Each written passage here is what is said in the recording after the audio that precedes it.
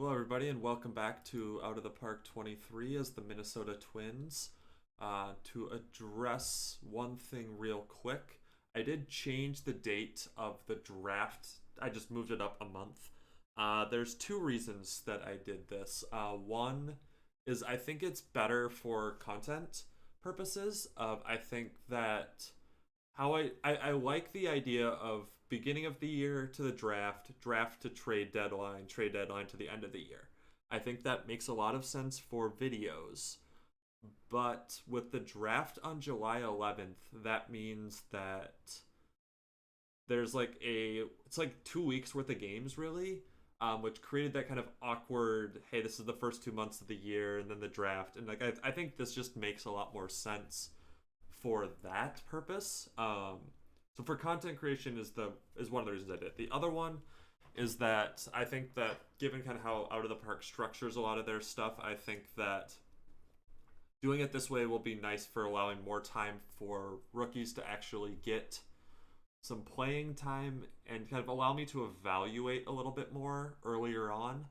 I think that's something that will be useful and I think almost more accurate to what um, the amount of time that teams have to do that in real life. So that's the two reasons why I did that. I think that's going to be a useful thing. Um, so yeah, so the draft is today, which will be the next video. But yeah, so as far as kind of where we are right now, we had a lot of injury issues to start the year. Correa is finally done with being on the IL for his injury. He's on his rehab in St. Paul right now. He'll be back in about a week. Byron Buxton got hurt again. Um, I can't keep him healthy at all, which is really frustrating. Like I got 24 games out of him last year, and he's been bad to start this year, which is a problem in and of itself. But even if he doesn't hit, like he'll still be great defensively. Like to be 30, like this to be that bad in the war, only be minus point 0.3. Um, that's yeah, but that's why I've got Buxton hitting eighth. Um, we also just had a crazy stretch of middle infield injuries where at one point in time I had Carlos Correa, Royce Lewis, Luis Ariz, and Jorge Polanco were all on the injured list at the same time. So that was interesting. I don't even remember who I was playing at shortstop at that point. Oh, I actually now I remember. Yeah, it was Adrian. So we were playing so starting shortstop. We brought him back. We signed him as a minor league free agent. Just kind of after, I think the Royce injury, just kind of as insurance, and then he ended up coming up here and being our starting shortstop, which is just not at all what I wanted. But yeah, so that was interesting. Um, Take a look at the standings. How do I make this not always be a thing? I feel like this is something that my teams always struggle with, and I don't really understand why. Um, like I'm 5-13 in one-run games, but I have the second best bullpen in the American League. So like I'm not really sure what it is. It's like I should be the second best team in baseball behind the Padres right now, and I'm 36-29 and 6 games back from the AL Central. We were farther back than this last year of the White Sox, and we came back and won the division. And like, I still think that this division is definitely within reach, but yeah, that's just like a little frustrating thing that keeps seeming to happen to me, where I don't feel like my team should be 5-13 to one-run games, but we are. So yeah, we'll see if we can figure out a way to improve there. Now it's sort of getting everybody healthy. Getting Correa back will be really good. Um, and the other big piece of news for the team. Let's see, where was this? This was a little bit ago. Yeah. Alex Kirilloff, we extended to be kind of our other kind of core player alongside Buxton and Correa. It's an 8-year, $121 million contract. The last year is a team option, $3 million buyout. Yeah, so like this is about these first 4 years are the arbitration years that we have bought out. That this is all roughly about $1 million or so dollars above the arbitration estimate for those years. And then after that, it was basically a 4-year, $76 million contract, with the last year being the team option. So I really like where this deal puts us because it goes through age 33, which would be the point where the bat might start to fall off, and he's fine defensively in the outfield and can play first base just fine. And I think first base is where he will play out the latter part of this contract most likely. But if the bat starts to fall off, then there's more problems, and I'm hoping that kind of maybe that those last maybe 1.5 to 2 years might not be great, but I think other than that, it should be pretty good. And you can see this year he's just been absurd. The OPS over 1,000, on pace for 8.2 WAR. I mean, I don't really know what else to say. A lot of these ratings are up. But yeah, I mean, he's very, very good at baseball, and he's turning it around in real life too, and that's nice to see. But here, I mean, this is, I think, just going to be a core part of our team. He was an all-star last year. Is going to be an all-star again this year. He's leading by quite a bit for left field. And I mean, yeah, when you have a year like this where he had a good year last year and he's already past that in terms of WAR in 55 games, like, okay. So we extended him. Royce has been off to a really good start for us this year. Even with the time that where he was injured, he's already been worth 2.3 WAR, just second on the team. So that's been really nice to see. Urshela's been, I mean, decent. On pace for 3 WAR. He's not going to come back. He wants this type of a deal. I mean, no thanks. He's already 31. There's just no world in which I'm ever offering this contract unless I'm like the Yankees or something. In which case I could probably buy somebody better. But yeah, so he will be gone at the end of the year. Polanco's been playing pretty well for us. The WAR value is like a little bit lower because we've had to like move him to play shortstop some and been around, and it hasn't been quite as good of a year. And the fielding stats get worse by, I mean, you can see just how much he struggles as a defensive shortstop. Because like this isn't the guy you want starting for you at short, and really you don't even want him backing up for you at short. But that's what we had to do, and it's gonna hurt his WAR. But like offensively, I mean, it's pretty much the same as last year, so can't complain there. Jonathan Aranda was part of the trade I made with Tampa Bay. Let's see, this was the Jarrell Cotton trade. That I'm less loving right now because Cotton has been very, very. Oh, these numbers are actually a lot worse than. I literally just looked at these. Oh, he's gotten lit up his last 3 times. Yeah, I just looked at it when it was right here. And yeah, so I mean, I guess if the numbers stay like this, then I feel better about it. But yeah, and Cantorino is doing, let's see, is he still starting down here? Yeah, I mean, he's pitching fairly well as a starter for them in AAA. I still don't think he's a starter long term. Maybe he'll prove me wrong, but some of these other pieces, I mean, Lavalley is whatever, Lowe's whatever, Celestino, is he, looks like he's been fine, plays well at AAA and is whatever in the major, sort of about what he was for me too. But man, Jonathan Aranda has been a lifesaver for me offensively. Where like he's not great anywhere defensively, but he's good enough. I mean, really, it's Luis Ariz, but actually hitting.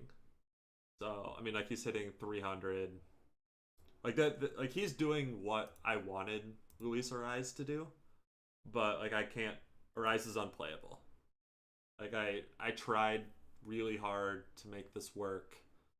But I mean, this is just at this point, it's the he's really good in real life. I want to make him be viable here, but it's going to be see what type of trade value he has and move on from him. Just I don't see the value, especially at paying him 2.5 next year 3 million. I mean, no. So yeah, we'll move on there. Miranda's been steady again, a little bit worse than last year, but not a lot. So I mean, can't really complain about this type of production. He's hitting for really high average. Um, yeah, Hunt again has been fine. Um, I'll take that from a catcher for their batting stats if they're good defensively, like he has been. Like if he's on pace to be worth 1.8 WAR at 85 OPS plus, I mean that means it's a good defensive catcher. So I really can't complain at that point. Outfield, obviously Kirilov's a stud. Kepler is starting to turn it around. He struggled for the first month or so of the year, but has definitely started to turn it back on a bit. If we do this by, yeah, I think it was like sort of towards the end of April, he started to pick it back up and is doing well and is slugging really well in June for the first week or so. So that's good to see. I don't know. This is going to be a really interesting decision as far as this $10 million team option because of the money that we spent on Kirilov. Luckily, Royce isn't going to hit arbitration yet. Miranda's not arbitration yet.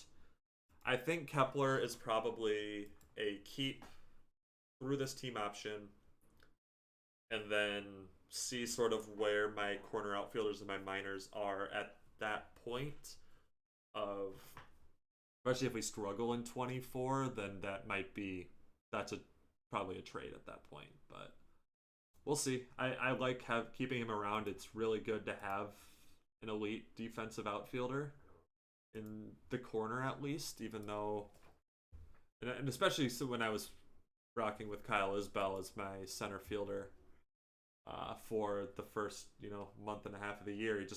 He hasn't hit as well, and he's not an elite defensive center fielder. Like having Kepler there being as good as he is less relevant with when Buxton is healthy. But yeah, so that's where we're at for the lineups. I did have Hudson Potts struggled at the major league level and is struggling at AAA now as well. So that's a little unfortunate. I was expecting more from him, to be honest. Let's see. Jose still says about the same for him. He'll probably get another shot up for being called up later on in the year. Wallner is hitting really well in the minors. Gray, obviously, he's just on the rehab assignment. Spencer Steer is funny because he doesn't look super great. He's hitting not super well in AAA, but I called him up because I don't remember if Kirilov got suspended. And I was like, okay, I need an outfielder, and I was at a spot where I wanted a right-handed bat. So I'm like, okay, that makes it not Wallner, and it makes it Steer. I'm like, okay, let's see what happens.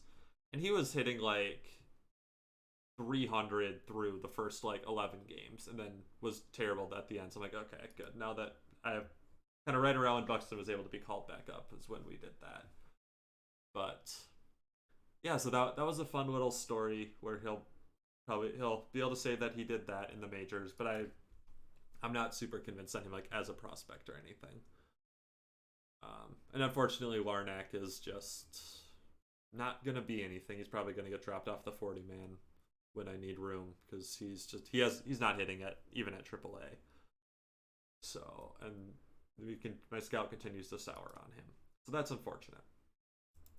Looking at pitching some more, Aaron Nola, this contract looks really nice right now.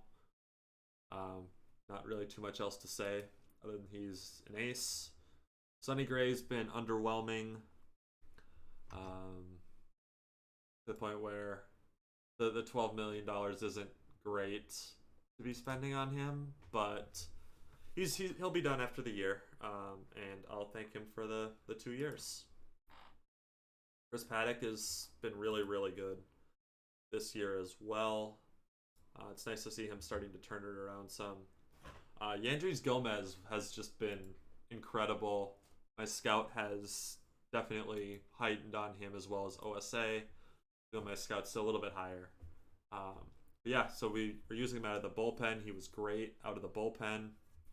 Yeah, he had that 1.47 ERA. Lamet was struggling and was only giving me 3 innings, even with the follower setup. So I kind of figured, well, I'm going to try to get some more out of that spot in the rotation, and also to free up Rozek, who's been really good when he hasn't been an opener. So if I could then maybe open up Rozek, find a different way to utilize Lamet, and give Gomez a chance to start, and see kind of how that works out for me. And so far the results have been very good. So we'll kind of see how that continues to go. But I mean, this all looks really good. Like, he's not a guy who's going to give you 7, but if he gives you this when he pitches, I mean, you'll take that for sure. So that trade looks really nice right now. Of trading away Garlic, who's been nothing, kind of as I expected him to be, and Enriquez, who has struggled again in AAA for the Yankees.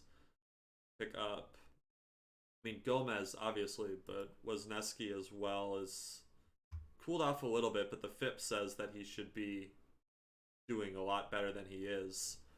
So, I mean, there's definitely a potential that I got maybe at the least a number 2, number 3 starter and a good reliever for Kyle Garlick. Yeah, I'll take that every day of the week. Bullpen, Duran got off to a rough start this year, but has been lights out for the last month or so, which is nice. Pace to appear in 90 games. That's crazy. 192 strikeouts out of the bullpen. Okay. I mean, I'll take it. Thielbar's been good. Alcala's finally turned into the pitcher that I was hoping he would. He does still have one more option year, which means he probably has one more year left with me, but this has been a really nice year. The BABIP is lower than maybe a sustainable, but been a good arm. Thielbar is unfortunately likely to be done after this year. 2.8 million for a 37-year-old is, even though he's been really good, I don't know if I can justify that. Which is tough because I don't feel like I really have a stud lefty to put in that place. But we'll see. Cano, since I called him back up, has been good. Trinan starting to settle down a little bit. He had that ERA up around 5, but has been very good since. Hoffman has been, I mean, good, but I mean, there's just kind of these 2 outings that have been rough. Other than that, it's been pretty good. So definitely not a guy I'm going to give up on by any shape of the imagination. Rozek's been pretty good.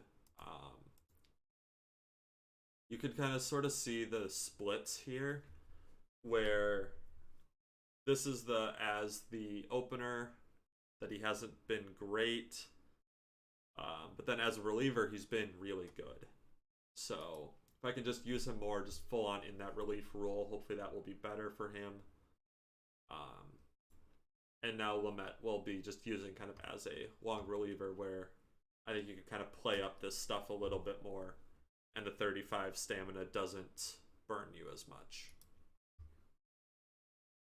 And then kind of looking at the pitching down here, Winder's been pretty good, so that's a potential callback up.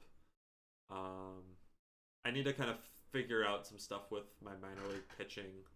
I don't want Cody Stashak starting games, but like he's a guy that I'm probably going to be moving on from because he's struggled at AAA. I mean, the last 2 years, just my scout still says that he's a 55 overall reliever, but I mean, I can't agree with that. Green, unfortunately, has also struggled at AAA again this year.